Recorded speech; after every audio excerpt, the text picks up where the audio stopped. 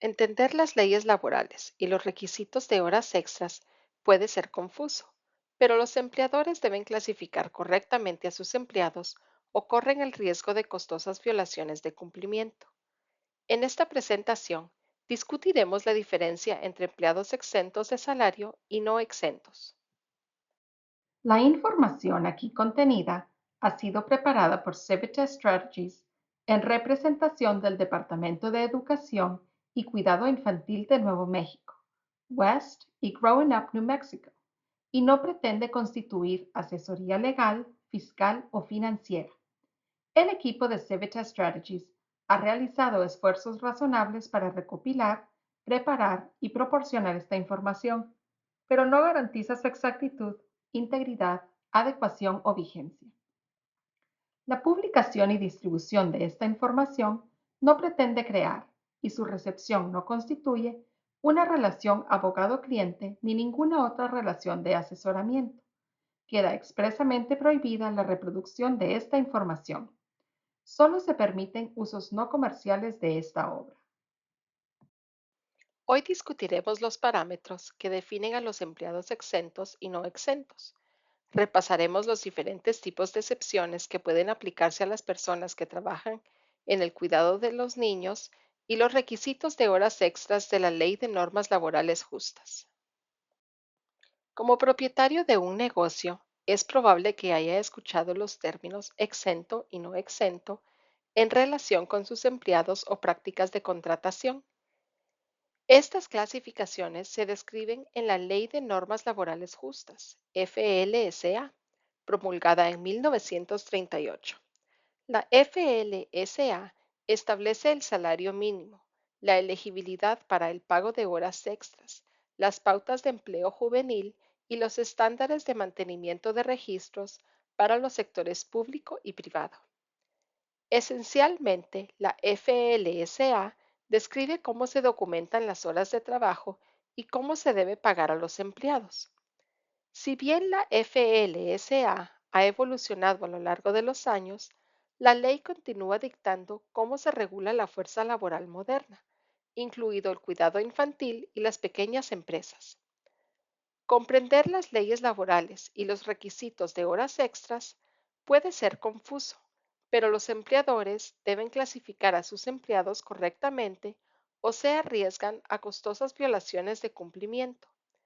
El término no exento se refiere a los trabajadores que están cubiertos por las pautas y requisitos de la FLSA. En otras palabras, no están exentos de la ley. El término exento se refiere a los trabajadores que califican para la exención de la ley. Un error común es que los empleados a los que se les paga un salario, en lugar de un salario por hora, están exentos de horas extras y otros requisitos. Pero la realidad legal es más compleja y requiere una determinación del estado del empleado bajo la FLSA. Al evaluar las posiciones de sus empleados, puede comprender mejor sus obligaciones como empleador. Otro concepto erróneo es que el empleador o empleado puede elegir su estado. No es una elección, sino más bien sobre cómo encajan dentro de las leyes en torno a la clasificación de los empleados. Para comprender cómo debe clasificarse a un empleado, existen dos criterios, un umbral de salario y el tipo de trabajo que realizan. Los empleados exentos de la FLSA deben recibir un salario por encima de un nivel específico y deben desempeñar funciones específicas. La tabla a continuación del Departamento de Trabajo de los Estados Unidos muestra cómo describen los criterios. La principal diferencia entre estas clasificaciones de trabajadores es que los empleadores no están obligados a pagar horas extras a los trabajadores exentos debidamente clasificados. Deben recibir su salario completo independientemente del número de días u horas trabajadas. Dado que no se les paga de acuerdo con las horas trabajadas, si los empleados exentos de salario trabajan más de 40 horas, no hay ningún requisito para pagar horas extras. Los empleados exentos también están excluidos de otras protecciones de la FLSA otorgadas a aquellos que no están exentos. Como se indica en la FLSA, en la mayoría de los casos, un empleado que tiene una base salarial de no menos de $684 por semana o $35,568 al año se clasifica como exento. Sin embargo, para los maestros ese umbral es más bajo, $455 por semana o 23,660 al año. Si bien no se requiere pago de horas extras para estos trabajadores, se les puede dar una compensación adicional en forma de bonificaciones o estipendios. Además de su nivel salarial, también existen ciertas profesiones exentas, como la administrativa, ejecutiva, ventas externas, etc. Si un empleado realiza las tareas relacionadas con este tipo de puestos, también puede clasificarse como exento. Más sobre estas posiciones y deberes específicos a continuación. Por otro lado, los empleados que están clasificados como no exentos están obligados bajo la FLSA a recibir horas extras por cualquier hora trabajada de más de 40. A estos empleados generalmente se les paga un salario por hora o ganan un salario que es inferior a la cantidad mínima requerida. Dado que no están exentos de la FLSA, a los empleados no exentos que trabajan más de 40 horas en una semana, se les debe pagar una tasa de horas extras de una vez y media su salario regular. La mayoría de los empleados no exentos deben recibir al menos el salario mínimo federal, pero muchos estados o jurisdicciones con costos de vida más altos han establecido salarios mínimos por encima de la base federal.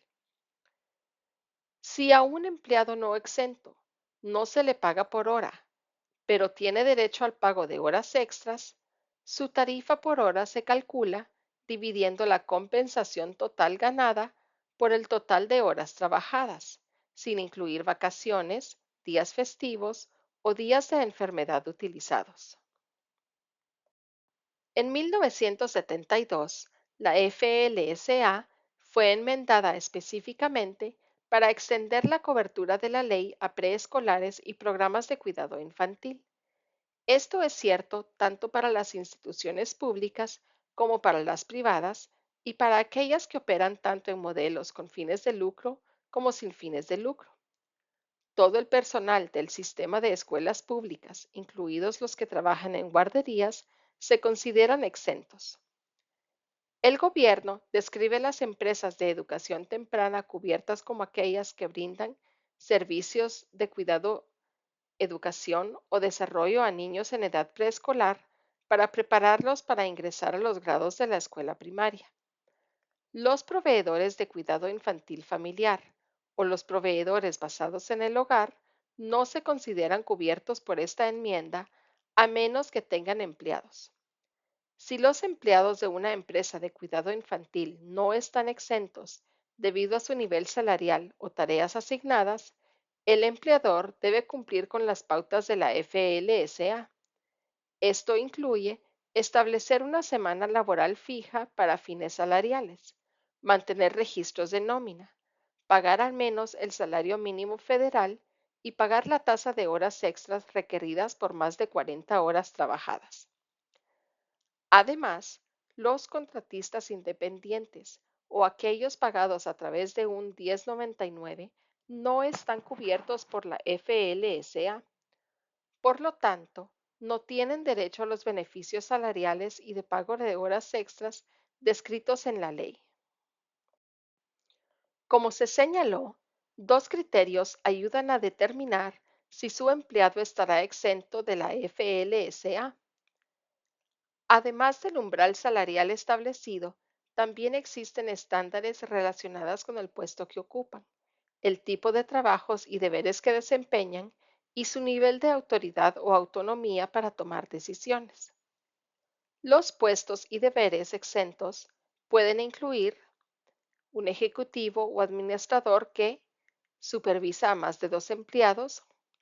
La administración es el deber principal del puesto y tiene una opinión genuina sobre el estado laboral de otros, contratación, despido, etc.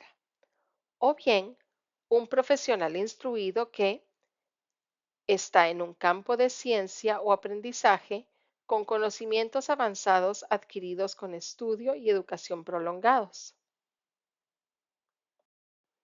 De acuerdo con las leyes laborales, un puesto ejecutivo exento es aquel que supervisa a una unidad o departamento y que regularmente dirige el trabajo de dos o más empleados. Para calificar, los deberes laborales de este empleado deben caer en esta área al menos la mitad del tiempo. Los deberes de administración, como entrevistar, dirigir el trabajo, evaluar el desempeño o iniciar acciones disciplinarias, cuentan como actividades exentas. En contraste, los deberes administrativos de rutina, como la facturación, la presentación y la contabilidad, no lo hacen. En términos prácticos, en un programa de cuidado infantil más grande, esto probablemente significa que el director o administrador del programa está exento, ya que la mayoría de sus deberes incluyen aquellos clasificados como ejecutivos o gerenciales en relación con el resto del personal. Si tiene un subdirector, puede caer en un área gris, ya que puede pasar más del 50% de su tiempo con niños y o realizando las mismas tareas que otros miembros del personal. La conclusión clave aquí es entender que los títulos de administración por sí solos no determinan el estado de exención. El criterio de exención, que es el más vago y más comúnmente mal aplicado, tiene que ver con un empleado que realiza tareas administrativas. Un empleado administrativo exento ejerce regularmente discreción y juicio independiente. Dedica más de la mitad de su tiempo a realizar trabajos especializados o técnicos que requieren capacitación, experiencia o conocimientos especiales y gana al menos $250 por semana sobre una base salarial.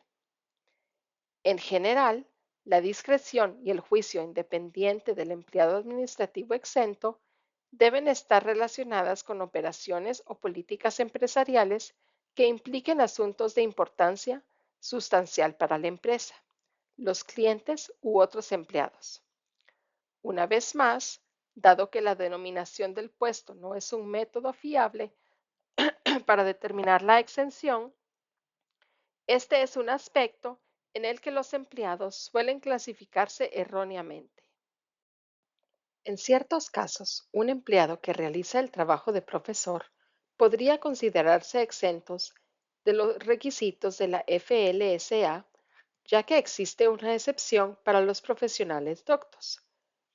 Para que un empleado en un puesto de profesor pueda considerarse profesional en este sentido, sus principales responsabilidades deben consistir en instruir, dar clases particulares o dar conferencias a los niños.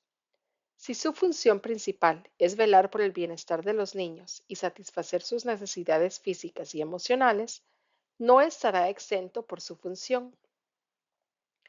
Bajo la FLSA, un empleado exento debe realizar tareas administrativas o profesionales al menos el 50% del tiempo. Es difícil para los proveedores de cuidado infantil, especialmente aquellos que trabajan con los niños más pequeños, alcanzar ese porcentaje. Un proveedor de cuidado infantil calificará como empleado exento bajo la excepción de profesional instruido a la FLSA si se cumplen tres requisitos. 1. El maestro debe recibir un salario no inferior a $455 a la semana o a $23,660 al año. 2. Los deberes principales del maestro deben ser la instrucción de lecciones o impartir conocimiento a los niños bajo su cuidado en lugar de actividades que satisfagan sus necesidades físicas o emocionales. 3. El trabajo realizado por el maestro debe requerir conocimientos avanzados en el campo de la ciencia o el aprendizaje, que habitualmente se adquieren mediante un curso prolongado de instrucción intelectual especializada. Este último requisito indica que el puesto docente en cuestión debe requerir como mínimo un título de 4 años de una universidad acreditada en educación infantil, educación primaria o un campo relacionado. Si un programa emplea tanto a profesores y cuidadores que cumplen los requisitos mínimos de educación como a otros que no los cumplen, puede ser necesario establecer dos títulos, descripciones de puestos de trabajo distintas para preservar la condición de exentos de los profesores y cuidadores con mayor nivel educativo. Además de la exención profesional aprendida, las regulaciones de la FLSA también incluyen una exención para maestros específica. Esta exención tiene requisitos educativos mucho menos estrictos que la exención profesional aprendida. De hecho, según una carta de opinión del Departamento de Trabajo publicada en octubre del 2005, Compliance Assistance, DOL.gov, no hay requisitos mínimos de grado educativo o académico para los profesionales de la enseñanza de buena fe en los establecimientos educativos. Además, a diferencia de la exención profesional aprendida, la exención para maestros no tiene un requisito de salario mínimo. Desafortunadamente, aunque parece que este lenguaje es una excepción ideal de la FLSA para los proveedores de cuidado infantil, la exención de los maestros tiene un requisito adicional que la hace inaplicable a la mayoría de los proveedores de cuidado infantil. Según el lenguaje, para calificar para la exención, el proveedor debe estar empleado en un establecimiento educativo. Las definiciones regulatorias significan que a menos un negocio de cuidado infantil esté certificado por su Departamento de Educación del Estado como preescolar o jardín de infantes, la exención del maestro no se aplica a sus empleados. Para referencia, consulte el Código de Regulación Federal 29 CFR, sección 541.204b. Como hemos señalado, la FLSA define las horas extras obligatorias como el tiempo de trabajo que excede las 40 horas en una semana laboral previamente programada. Un empleado no exento que trabaja más de 40 horas en esa semana debe recibir una compensación de horas extras o un pago calculado a una vez y media su salario normal. Para fines de la FLSA, los empleadores que autorizan descansos cortos o periodos de descanso deben contarlos como horas trabajadas. Los descansos cortos, generalmente de unos 20 minutos, son comunes y normalmente se pagan como tiempo de trabajo. Los periodos de comida de 30 minutos o más generalmente no se compensan siempre y cuando el empleado esté completamente libre de sus deberes laborales durante todo ese tiempo. Si un empleado supervisa a niños que están durmiendo mientras comen almuerzo, por ejemplo, no se considera que esté libre. De manera similar, la asistencia a capacitaciones, reuniones o desarrollo profesional debe contarse como tiempo de trabajo a menos que se cumplan todos los siguientes criterios. Se produce fuera de las horas de trabajo normalmente programadas. Es totalmente voluntaria. No está relacionado con el trabajo, a menos que el empleado asista a una escuela o universidad independiente por iniciativa propia fuera de las horas de trabajo y no se realice ningún otro trabajo durante el periodo. El tiempo dedicado a una capacitación requerida por el Estado para fines de licencia es tiempo de trabajo por el que los empleados deben ser compensados. Ejemplos de escenarios de horas extras. La madre de Andrew llegó una hora tarde para recogerlo y su cuidadora, la señora Alicia, ya ha llegado a sus 40 horas para la semana. Como se requería que la señora Alicia se quedara hasta que llegara el padre, se debe pagar una hora de horas extras en esta situación. Lori, la administradora del programa, ha programado reuniones con los padres a las 5:30 el lunes, martes y miércoles de esta semana. El programa cierra a las 5 p.m., pero esta es la única vez que estos padres están disponibles. Esto irá más allá de 40 horas para ella. Si la señora Lori es una empleada exenta de salario, no se le pagará extra por este tiempo. Todos los miembros del personal deben completar la capacitación obligatoria de RCP el sábado para el Centro de Cuidado Infantil de Uptown University. Todo el personal ha cumplido con su semana laboral de 40 horas, por lo que el tiempo adicional se cuenta como horas extras. Los expertos laborales y los legisladores han detectado varios problemas relacionados con los empleados de empresas de cuidado infantil. El principal es que los empleadores no contabilizan las horas trabajadas de forma completa o precisa. Por ejemplo, los empleados que se ausentan del trabajo para comer o hacer una pausa, pero deben supervisar a los niños, hablar con los padres o hacer algún recado relacionado con el trabajo. Si un empleado está realizando tareas laborales, debe registrar el tiempo correspondiente a esa semana de trabajo. Además, los empresarios son objeto de control si exigen a los empleados que se queden hasta tarde, que lleguen temprano o que asistan a una formación en su tiempo libre o por una tarifa fija en lugar de su salario por hora.